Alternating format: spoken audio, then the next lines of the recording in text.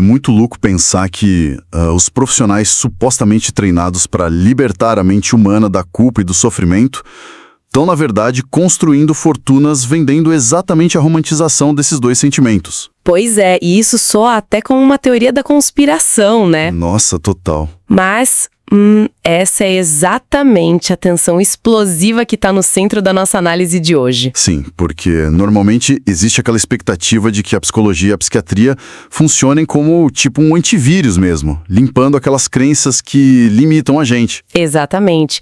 A ciência do consultório deveria resolver isso. Mas a grande contradição que opera quase invisível na nossa cultura é: e se quem deveria consertar o sistema estiver, na verdade, lucrando com o próprio vírus? Caramba, é uma paisagem muito turva. E é exatamente por essas águas turvas que a gente vai navegar agora. Então, sejam muito bem-vindos a mais uma investigação minuciosa. E hoje temos um material bem denso, né? Muito. Um material instigante e que, olha, exige que a gente deixe as certezas na porta. Hoje vamos mergulhar num ensaio escrito por Evaristo Fagundes Ciambarella. O título já diz muita coisa por si só. Sim, o título é um mapa do tesouro. É Psicologia, Psiquiatria, Psicanálise, Cristianismo e Mercado Emocional. Então, vamos desempacotar isso. Vamos lá! A nossa missão aqui é explorar essa tensão super complexa que o autor levanta entre a saúde mental moderna, a filosofia, a religião e as engrenagens do mercado. E para estabelecer o cenário principal dessa nossa imersão, a gente precisa olhar com atenção para a incoerência intelectual que o ensaio aponta. O texto destaca que existem profissionais da mente que, de um lado, constroem suas carreiras exaltando figuras do catolicismo ibérico, Certo. mas, de outro, ignoram completamente as críticas profundas que pensadores como Friedrich Nietzsche fizeram a essa mesma estrutura religiosa. E aqui a gente precisa fazer uma pausa importantíssima para quem nos acompanha, né? Com certeza. O nosso papel aqui não é de forma alguma endossar a filosofia de um ou a religião de outro. A gente está aqui estritamente para dissecar os argumentos do autor. Exato. Nosso foco é entender as engrenagens dessa reflexão e observar o impacto prático disso na sociedade. Nada de tomar partido. Perfeito. Esse distanciamento é essencial. Então, para entender a crítica que o ensaio faz aos profissionais de saúde mental, a nossa primeira parada tem que ser essa lente filosófica. O motor do texto, por assim dizer. Isso. O que exatamente Nietzsche via de tão problemático nessa estrutura?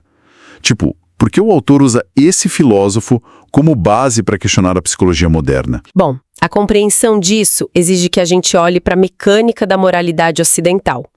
Segundo a interpretação que o ensaio traz, Nietzsche não atacava a religião só no sentido espiritual, sabe? Ah, o alvo era outro, então. Sim, o alvo era a estrutura psicológica, o arcabouço moral que essa tradição ajudou a erguer ao longo dos séculos.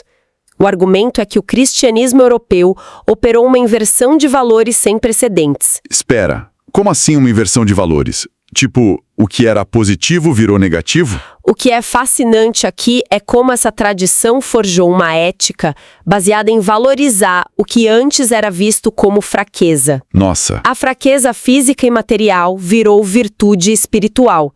Incapazes de criar valores próprios, os ressentidos negam os valores dos nobres e os invertem. O que antes era força se torna arrogância.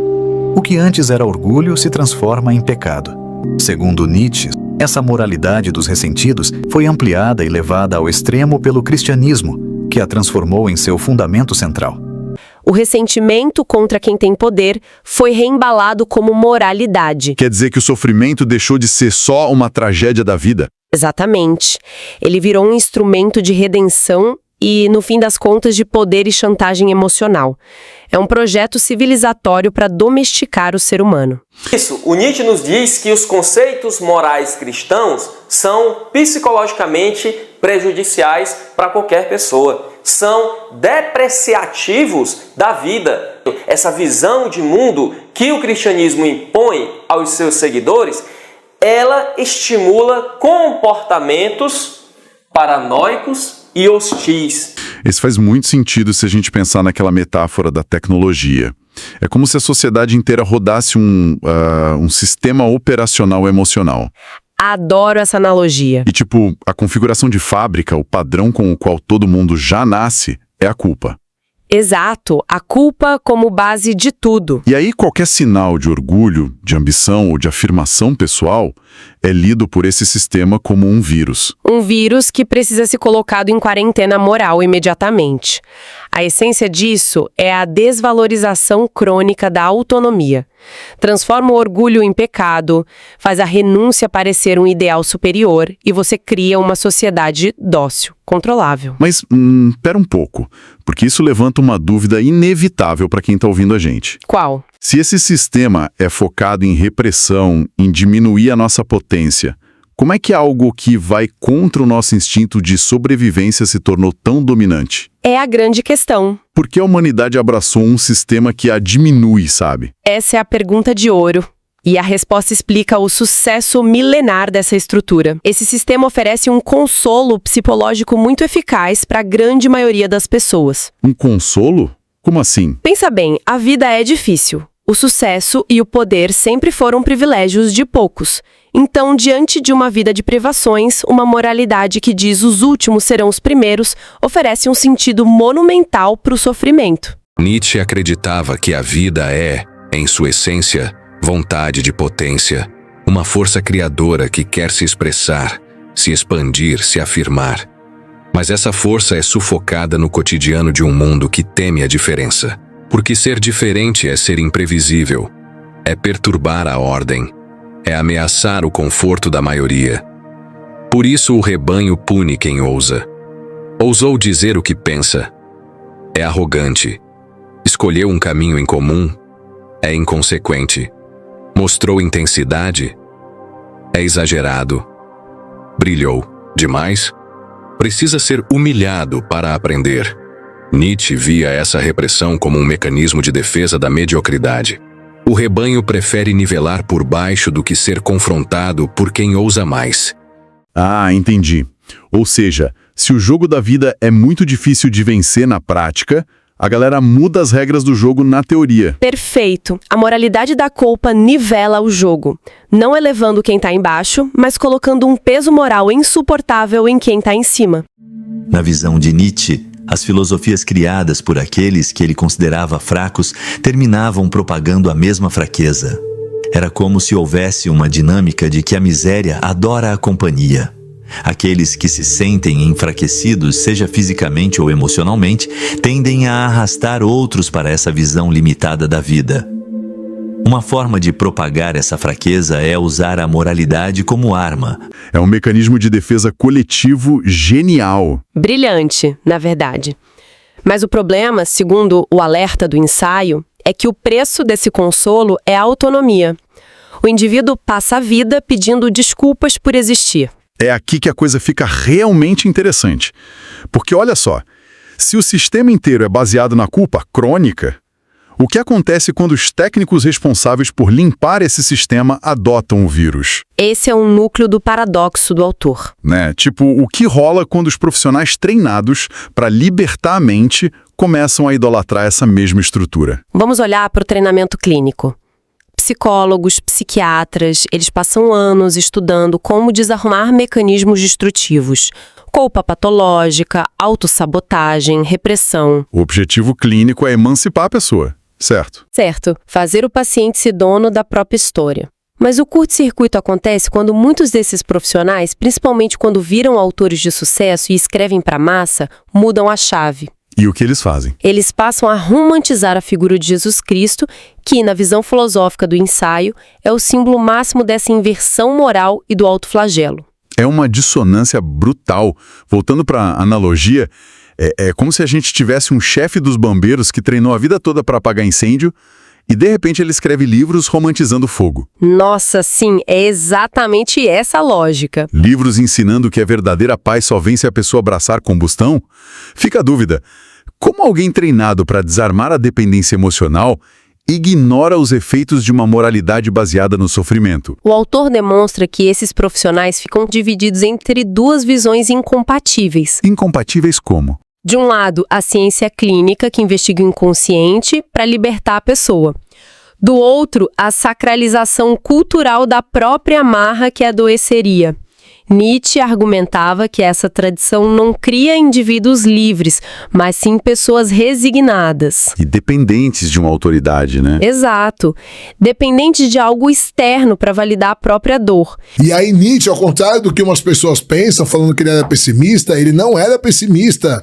Ele era extremamente otimista, porque ele era a favor da potência da vida. E ele falava, como que as pessoas podem gostar de uma religião que proíbe você de fazer tudo que você gosta? O cristianismo é antinatural, ele falava. Ele quer que você haja na sua potência de viver. E aí ele fala assim, o mundo pertence aos fracos. Ele não fala fracos, ele fala reativos. Mas eu vou te dar um exemplo. Imagina a associação dos jogadores de futebol. Tá. Beleza? E aí qualquer jogador de futebol do mundo pode se associar, certo? O Messi tá lá, o Cristiano Ronaldo tá lá, o Ronaldo Fenômeno tá lá, o Ronaldinho Gaúcho tá lá, certo? Mas tá o cara que joga no 15 de Piracicaba, tá o cara que joga no Jaú, tá o cara que joga na Várzea, tá o cara... Beleza? E aí tem uma votação. Quanto vale o voto de cada um? A mesma coisa. E Nietzsche fala, tá errado. Por que o jogador da Várzea vale a mesma coisa que o do Cristiano Ronaldo? Se o Cristiano Ronaldo é um fenômeno...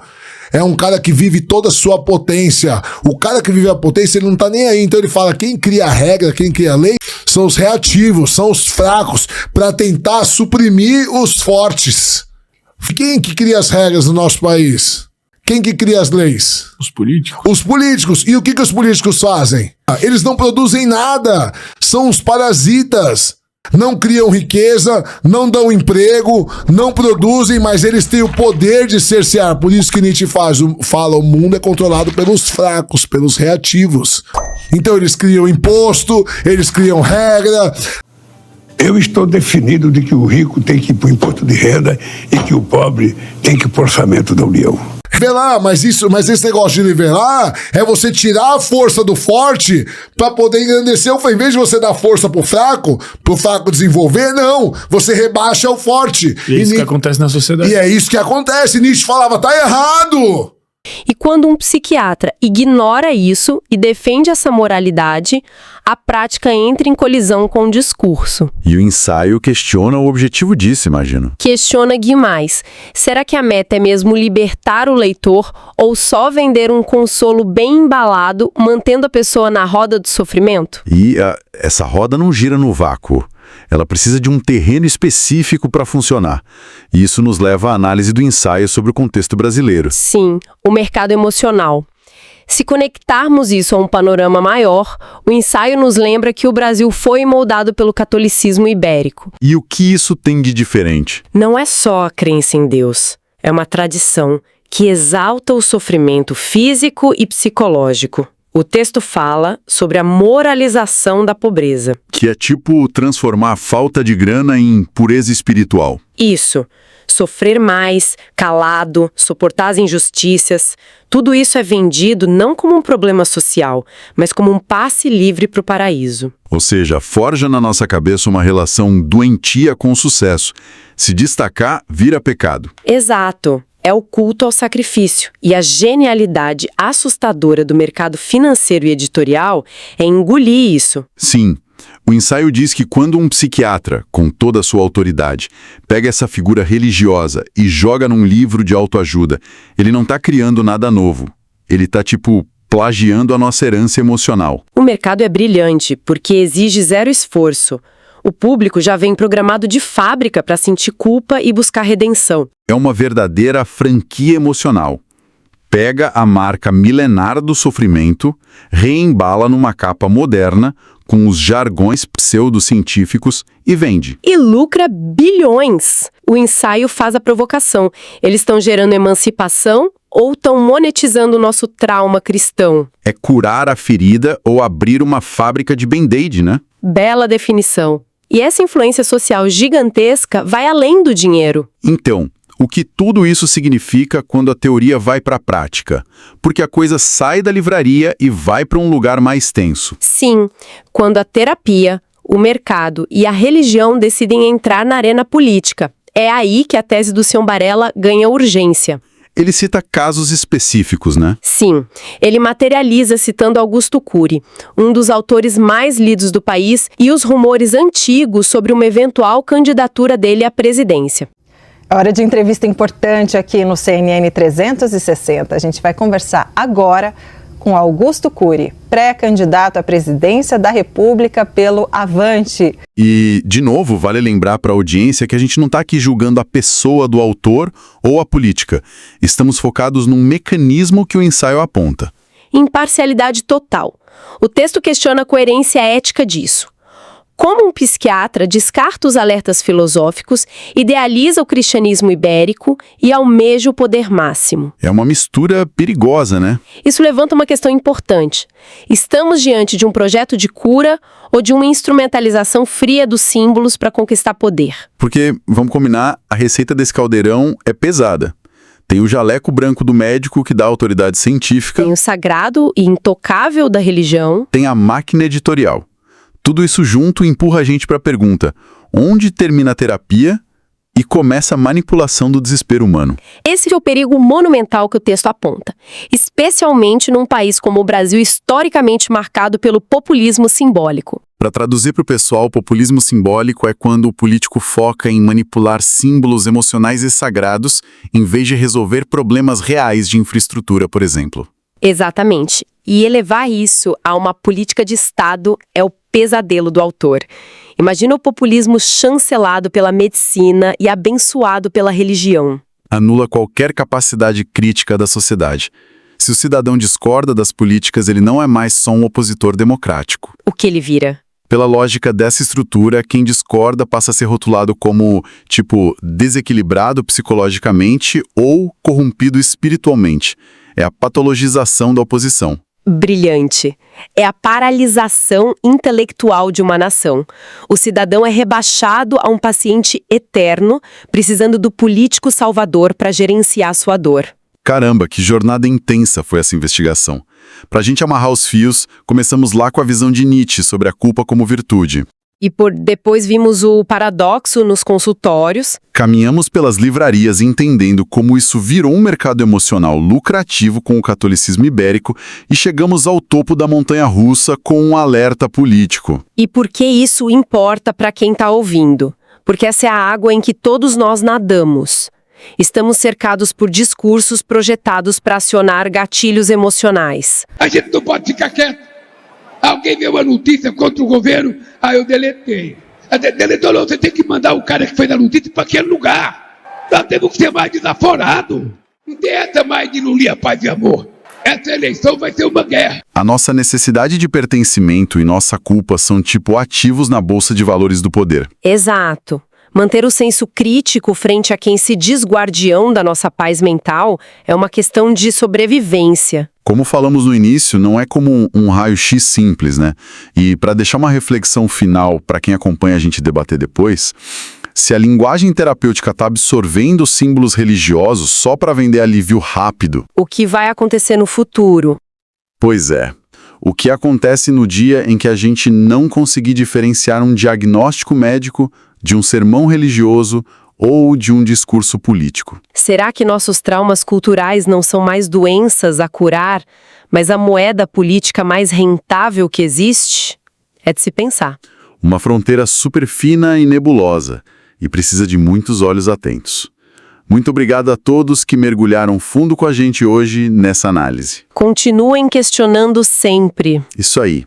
Duvidem das verdades prontas e olhem para os bastidores as ideias reconfortantes. Até a nossa próxima investigação minuciosa. Este vídeo e o conteúdo deste canal como um todo objetivam despertar na audiência a percepção dos perigos das conclusões apressadas no Brasil, profundamente influenciado pela religião católica, tão comuns no nosso dia a dia quanto perigosas para a liberdade, a razão e o progresso do país. O problema é usar a economia como pretexto para impor uma moral religiosa disfarçada de ciência.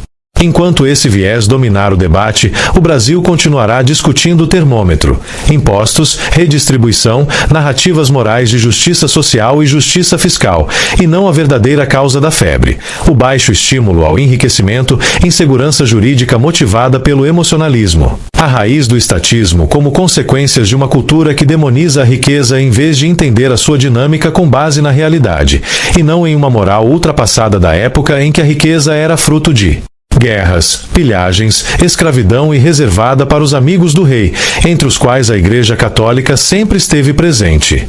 Capitalismo não é um problema moral a ser espiado. É um sistema de coordenação humana a ser compreendido e respeitado o máximo possível com respeito aos direitos e garantias individuais baseados nos princípios democráticos. O capitalismo nada mais é do que a democracia na economia. E isso exige menos sermão e mais razão. Quando o pensamento crítico desaparece, a ignorância coletiva toma conta. E nesse cenário, cada um se convence de que está absolutamente certo. Pensamento crítico é mais do que pensar demais. É um hábito disciplinado, quase uma arte. Questionar aquilo que parece óbvio, investigar antes de aceitar, exigir provas antes de se deixar levar por qualquer crença. É a capacidade de duvidar até mesmo das próprias conclusões. O brasileiro, em geral, não está preparado para verdades duras. A influência secular da cultura moral religiosa centrada na culpa agravou essa disposição. Durante séculos, formou-se uma mentalidade que trata o indivíduo como incapaz, fraco demais para a liberdade, imaturo demais para a responsabilidade, dependente demais da tutela de autoridades morais e políticas, e ele adorou. Salto Bolsa Família, 25 anos nós temos Bolsa Família. Poucos buscam a verdade porque poucos realmente conseguem suportá-la. A maioria prefere narrativas consoladoras, explicações fáceis e mentiras confortantes. E é justamente por isso que pensar com autonomia se torna, no Brasil católico, um ato raro e quase sempre incômodo. Se você chegou até aqui, isso indica disposição para confrontar ideias que desafiam o que, no Brasil, costuma ser tratado como consenso. Em vez de recuar, você permaneceu. Em vez de se fechar, ouviu. Em vez de buscar conforto, aceitou o desconforto da análise crítica. Essa é a linha divisória entre quem apenas repete slogans e quem assume a responsabilidade de refletir e formar convicções próprias. Poucos buscam a verdade. Ela exige maturidade para suportar seu peso.